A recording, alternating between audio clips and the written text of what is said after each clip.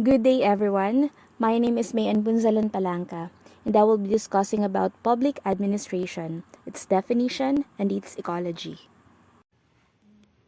Meaning of administration. It comes from the Latin words ad administrare, which means to serve.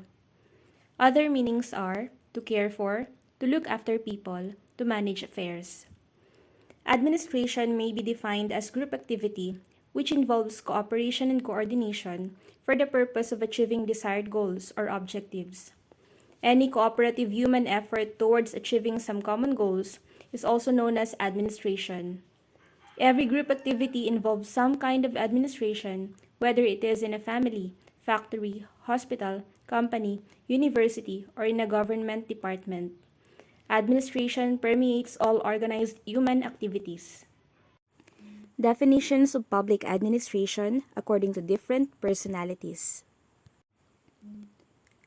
Public administration according to Woodrow Wilson, the father of public administration. It is the detailed and systematic application of law. Every particular application of law is an act of administration. According to L.D. White, public administration consists of all those operations having for their purpose the fulfillment or the enforcement of public policy. Luther Gulick says that public administration is part of the science of administration, which has to do with the government, and thus concerns itself primarily with the executive branch, where the work of the government is done, though there are obviously administrative problems also in connection with the legislative and judicial branches. According to Encyclopedia Britannica, public administration is the application of a policy of a state through its government. In Wright Waldo's opinion, public administration is the art and science of management as applied to the affairs of state. J.M. Prifener believes that administration consists of getting the work of government done by coordinating the efforts of people so that they can work together to accomplish their set tasks. According to M. E. Dimmock, public administration is concerned with what and how of the government. The what is the subject matter, the technical knowledge of a field, which enables the administrator to perform his tasks. The how is the technique of management, the principles according to which cooperative programs are carried through to success. Each is indispensable. Together, they form the synthesis called administration. According to M. Ruthanaswamy, when administration has to do with the affairs of a state or minor political institution, like the municipal or country council, district board, it is called public administration. All the acts of the officials of the government, from the person in a remote office to the head of a state in the capital, constitute public administration. According to F. A. Negro and L. G. Negro, public administration is cooperative group effort in public setting. It covers all the three branches, executive, legislature, and judicial, and their interrelations. It has an important role in the formulation of public policy, and thus is a part of the policy process. It is different in significant ways from private administration. It is closely associated with the numerous private groups and individuals in providing service to the community. What really is public administration? In general, public administration is government in action. It is the implementation and management of government policies, programs, and services to achieve public goals and serve the interests of citizens. It involves the organization, coordination, and allocation of resources to ensure the effective and efficient delivery of public services. Key elements of public administration. Implementation. The execution of laws, policies, and decisions made by elected officials to address societal needs. Management. The process of planning, organizing, leading, and controlling resources to achieve administrative objectives. Government policies. Guidelines and directives set by policymakers to regulate public affairs and promote the public good. Public services. Services provided by government entities to meet the needs of citizens, such as healthcare, education, and infrastructure.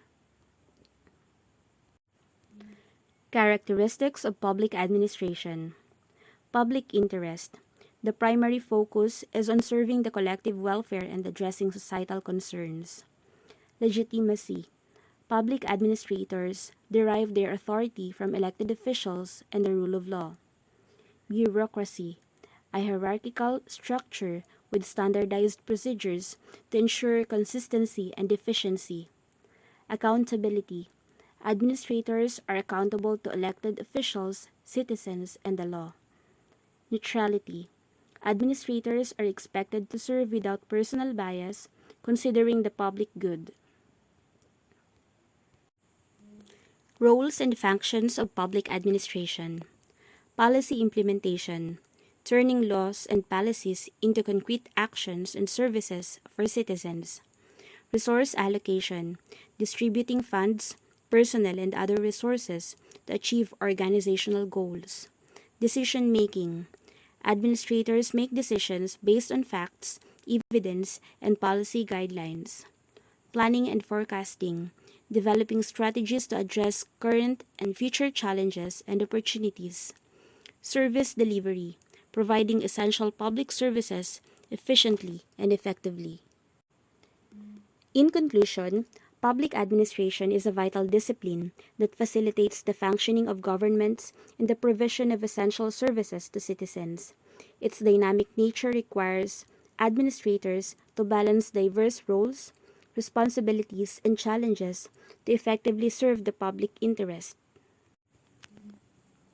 Ecology of public administration.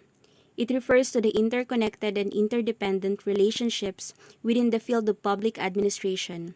It considers how various components, actors, and factors interact and influence each other in the administrative ecosystem. Components of ecology. Public organizations. Government agencies, departments, and institutions responsible for implementing public policies. Citizens, the general public, whose needs, demands, and feedback shape administrative decisions. Politicians, elected officials formulate policies and provide oversight to public administration. Bureaucrats, civil servants and administrators who carry out policies and manage public resources. Interest groups, organizations advocating for specific causes, influencing policy decisions and implementation. Media plays a role in shaping public opinion, holding administrators accountable, and disseminating information. International organizations, entities that impact administrative decisions through treaties, agreements, and global norms. Interactions and relationships. Policy formulation. Politicians interact with bureaucrats to develop policies based on public needs and political agendas. Policy implementation. Bureaucrats translate policies into actions, often influenced by citizens' feedback and interest group pressure. Feedback loop. Citizens provide input on policy effectiveness, prompting adjustments and revisions. Media influence. Media coverage affects public perception, which can influence policymakers and administrators. Interest group dynamics. Advocacy from interest groups can shape policy priorities and resource allocation. Global influences. International organizations and agreements impact policy decisions in an interconnected world. Factors shaping the ecology. Legal framework. Laws and regulations define the scope and powers of public administration entities. Political culture. Cultural norms and values influence how politicians, bureaucrats, and citizens interact. Economic conditions. Budgetary constraints and economic priorities affect resource allocation and policy implementation. Technological advances. Technology shapes how services are delivered and how information flows within administration. Social dynamics. Demographics, social trends, and public opinion impact policy formulation and implementation. Environmental concerns. Policies related to environmental sustainability and conservation intersect with public administration. Challenges and implications. Accountability. Balancing the needs of citizens, politicians, and bureaucrats while ensuring transparency and accountability. Complexity. Navigating the intricate web of relationships and interests within the administrative ecosystem. Adaptability. Public administration must adapt to changing societal, economic, and technological landscapes. Equity. Ensuring fair and equitable distribution of resources and services across diverse populations. Conflict resolution. Managing conflicts of interest among various stakeholders in policy processes. Global governance. Addressing cross-border challenges through international cooperation and coordination. In conclusion, the ecology of public administration underscores the multifaceted nature of administrative processes, emphasizing the interplay between actors, institutions, and factors. By understanding these dynamics, effective and responsive public policies can be developed and implemented to address the needs of societies in a complex world. Thank you everyone for listening. God bless us all. Have a nice day.